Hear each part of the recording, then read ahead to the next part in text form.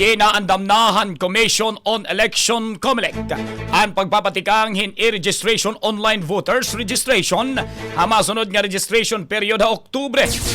Kung maipapasar ang balod noon nga magkakansilan barangay ng Sangguniang Kabataan Election or BSKA.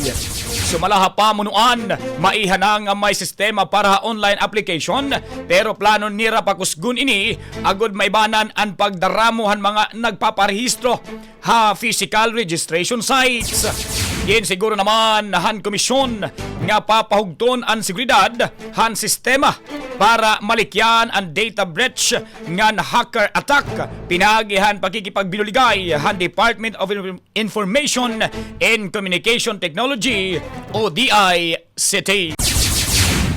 Arestado ang Kalbayog Special Drug Enforcement Team anong sa nga high-value individual hagin dumara nga drug buy-bust operation na Purok Ono Barangay Carmen, Kalbayog City, Samar.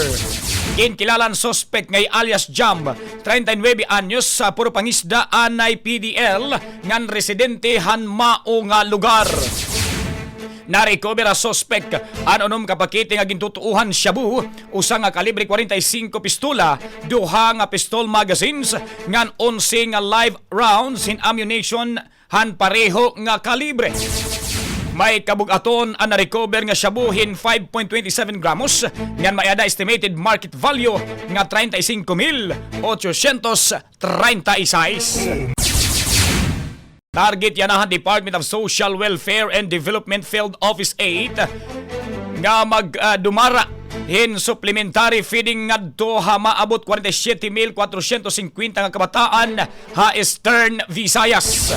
Panuyohan inisyatiba nga mabaton ang food insecurity ngan maatuhan ang malnutrisyon sugad man ang status han kabugusan nga target nga mga kabataan ha kadordilain nga probinsya hiton rehiyon.